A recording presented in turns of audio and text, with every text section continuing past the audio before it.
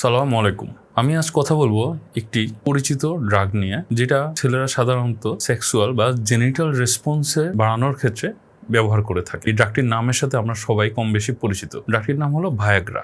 আজ আমি কথা বলবো এই ভায়াগ্রা ড্রাগটির ব্যবহার, কিভাবে ব্যবহার করে, কোন কোন ক্ষেত্রে এটা আসলে ব্যবহার করা উচিত, কিভাবে ব্যবহার করা উচিত এবং কি ডোজে ব্যবহার করা উচিত সেই সম্পর্কে। তার সাথে কথা বলবো এই ড্রাগটির সাইড এফেক্ট এবং এই ড্রাগটি ব্যবহার নিয়ে কিছু ভুল ধারণা আছে সেই ব্যাপারেও। প্রথমে আমরা জানি ভায়াগ্রা ড্রাগটি আসলে কি এবং কোন ক্ষেত্রে ব্যবহার করা হয়। ভায়াগ্রা ড্রাগটি আসলে ব্যবহার করা হয় ছেলেদের পুরুষাঙ্গ শক্ত হওয়া, তাদের ক্ষেত্রে খুবই কষ্টসাধ্য হয় বা যাদের ক্ষেত্রে পুরুষাঙ্গ ঠিকভাবে শক্ত হয় না, তাদের ক্ষেত্রে ব্যবহার করা হয়। ভায়াগ্রা ড্রাগটি ফসফোডাইএস্টারেজ 5 ইনহিবিটর গ্রুপের ড্রাগ। এই ড্রাগটি সাধারণত 3টা স্ট্রেন্থে পাওয়া যায়, 25 মিলিগ্রাম, 50 মিলিগ্রাম এবং 100 মিলিগ্রামে। এই ড্রাগটি সাধারণত ব্যবহার করা হয় পুরুষাঙ্গ শক্ত করার ক্ষেত্রে। যারা ঠিকভাবে তাদের স্ত্রীর সাথে মেলামেশা করতে পারে না, তাদের ক্ষেত্রেই এই ড্রাগটা আমরা সাধারণত প্রেসক্রাইব করে থাকি। এখন আমরা জানবো এই ড্রাগটি কিভাবে কাজ করে। সাধারণত পুরুষাঙ্গে যখন সাইক্লিক গুয়ানোসিন মনোফসফেট এই প্রোটিনটি রিলিজ হয়, তখনই পুরুষাঙ্গ শক্ত হয়, কারণ এই প্রোটিনটি পুরুষাঙ্গে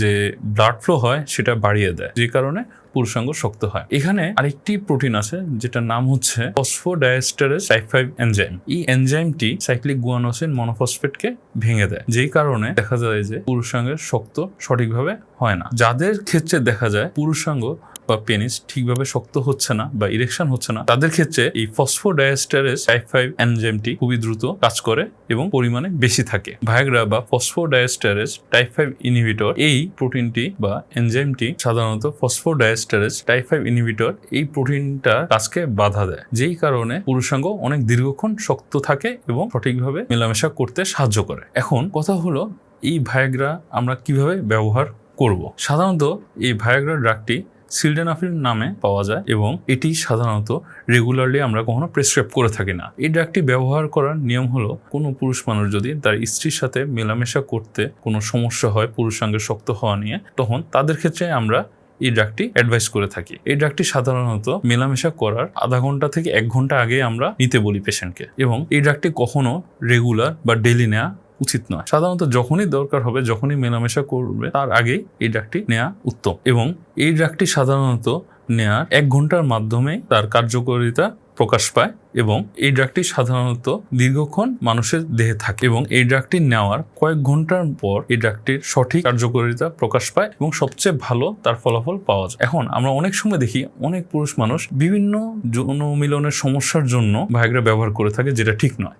যেমন কেউ যদি সঠিকভাবে মেলামেশা করতে না পারে বা তার যদি তার স্ত্রীর সাথে মেলামেশার সময় বীর্য দ্রুত বের হয়ে যায়, তাহলে সেক্ষেত্রে ভায়াগ্রা আসলে কোনো কাজ করে না বা এইসব ক্ষেত্রে ভায়াগ্রা ব্যবহারে কোনো উপকারিতা পাওয়া যায় না। আবার অনেকে দেখা যায় একটা ভুল ধারণা রাখে যে তাদের ধারণা ভায়াগ্রা ব্যবহার করলে তাদের পুরুষাঙ্গ আকারে বড় হয়, যেটা আসলে সম্পূর্ণ ভুল ধারণা। ভায়াগ্রা শুধুমাত্র পুরুষাঙ্গ শক্ত করাতে বা ইরেকশন করাতেই কাজ করে। আবার অনেকেই জানতে চায় বা যে ভায়াগ্রা কি মেয়েদের ক্ষেত্রে কোনো কাজ করে কিনা বা ভায়াগ্রা ব্যবহারে মেয়েদের যৌন মিলনে কোনো উপকারিতা আসে কিনা। আসলে এই ব্যাপারে কোনো সঠিক স্টাডি এখনো হয়নি, যেটা সম্পর্কে কোনো পরিপূর্ণ ধারণা এখনো পাওয়া যায়নি। মেয়েদের ক্ষেত্রে ভায়াগ্রা ব্যবহারে কোনো উপকারিতা আছে কিনা সেই বিষয়ে আসলে কোনো সঠিক তথ্য পাওয়া যায়নি। এখন ভায়াগ্রা ব্যবহার কাদের ক্ষেত্রে করা উচিত এবং এটা ব্যবহারের ক্ষেত্রে কি কি জিনিস লক্ষ্য করা উচিত এবং এই ব্যবহারে কি কি সমস্যা হতে পারে। সাধারণত দেখা যায় যে ভায়াগ্রা ব্যবহারে মাথা ব্যথা, মাথা ঝিনঝিন করা এবং কখনো কখনো প্রেশার একটু কমে যাওয়া, এই ধরনের সমস্যা হতে পারে। এছাড়াও কোনো কোনো ক্ষেত্রে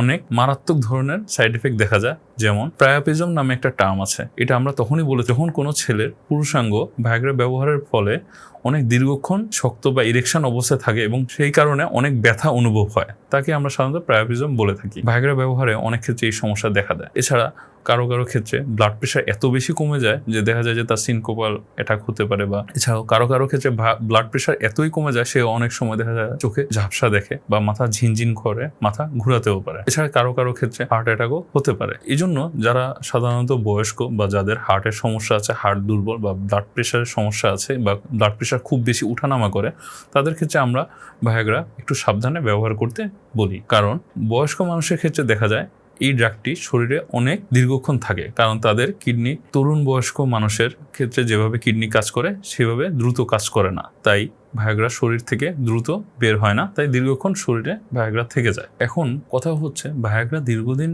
ব্যবহারে কোনো সমস্যা হয় কিনা। আসলে যদি কেউ ডাক্তারের পরামর্শ অনুযায়ী এবং অন্য তার শারীরিক উপসর্গ কথা চিন্তা করে ডাক্তারের পরামর্শ মতো ভায়াগ্রা ব্যবহার করে এবং সেটা যদি শুধু প্রয়োজনের সময় ব্যবহার করে, তাহলে আসলে দীর্ঘদিন ব্যবহার করলেও খুব একটা সমস্যা হয় না। কিন্তু কেউ যদি এই ওষুধটি রেগুলার বেসিসে বা প্রতিদিন ব্যবহার করে থাকে, তাহলে তার সমস্যা হতে পারে। সুতরাং এই ভায়াগ্রা ড্রাগটি ব্যবহারের ক্ষেত্রে আমরা অবশ্যই ডাক্তারের পরামর্শ মেনে চলব এবং ডাক্তারের সাথে কথা বলে সেই ব্যাপারে সম্পূর্ণ জেনে কিভাবে ব্যবহার করতে হবে সেই সম্পর্কে জেনে তা ব্যবহার করব।